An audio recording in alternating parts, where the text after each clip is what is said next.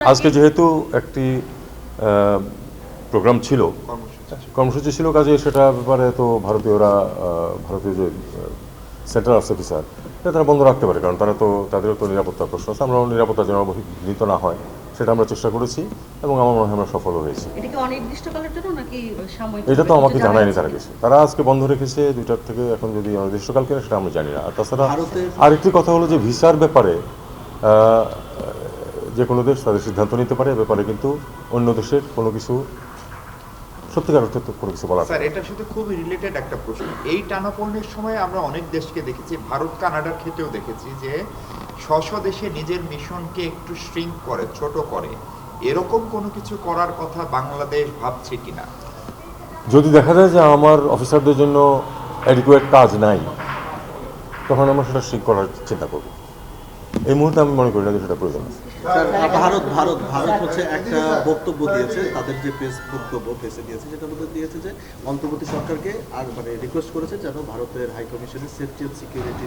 সেটা তো করা হয়েছে, আজকে প্রোগ্রাম ছিল এবং সেটা আমরা ব্যবস্থা নিয়েছি। উদ্বেগ আছে কিনা রিস্ক? না, দেখুন, যখন একটা প্রোগ্রাম থাকবে যে তাদের ওই মিশন অভিমুখে যাত্রা করবে একটা গ্রুপ, তখন তাদের একটু কনসার্ন থাকবে। এটা খুব অস্বাভাবিক কিছু না। এটা কলকাতায় যখন আমরা খবর পাই যে তারা একটা মিছিল নিয়ে আসবে, আমরা তাদের পুলিশকে বলি এবং তারা ব্যবস্থা নেয়। স্বাস্থ্যকর অল টাইম ফ্যামিলি কেক, সব সময় অল টাইম হেলদি লাইফ। ক্ষেত্র বিশেষে এটা সফল হয় না, যেমন আগরতলাতে আমাদের মিশনের উপর আক্রমণ হয়েছিল। কলকাতায়ও একবার আমার মিশনের, আমি তখন ডেপুটি হাই কমিশনার, ঠিক বাইরে এসে তারা ট্রাকের উপর থেকে আতশবাজি করেছে। এগুলো হয় ঘটনা, কিন্তু এটা ইনফর্ম করা হয় এবং সাধারণত পুলিশ ব্যবস্থা নেয়। আপনি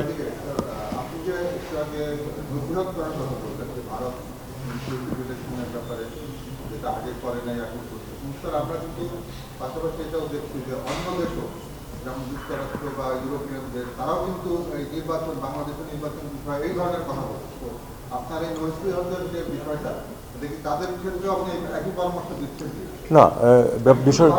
বিষয়টা কিন্তু একরকম না।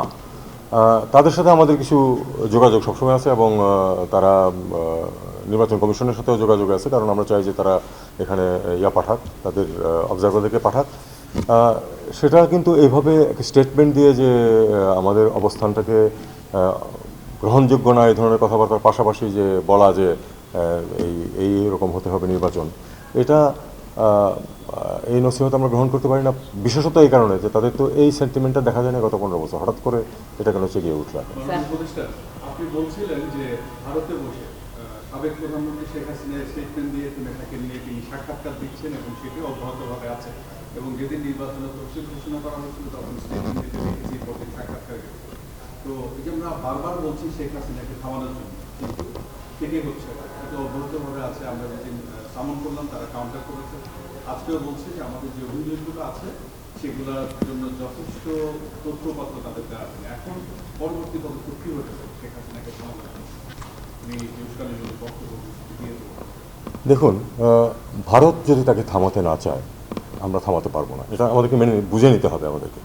আমরা চাইবো যে ভারত তাকে থামাক, যাতে এখানে একটা পরিবেশ সৃষ্টি যেটা হচ্ছে নির্বাচনের জন্য, সেখানে যেন তার ইনসেন্ডিয়ারি বক্তব্য যেগুলি উনি দিচ্ছেন সেটা যাতে কোনো পরিবেশ সৃষ্টি, খারাপ করার মতো কোনো পরিবেশ যাতে সৃষ্টি না হয়, এটা আমরা তাদের কাছে চাইবো। এবং তারা যদি সেটা করেন তাহলে সেটাকে আমরা একটা ভালো পজিটিভ পদক্ষেপ হিসেবে নেব।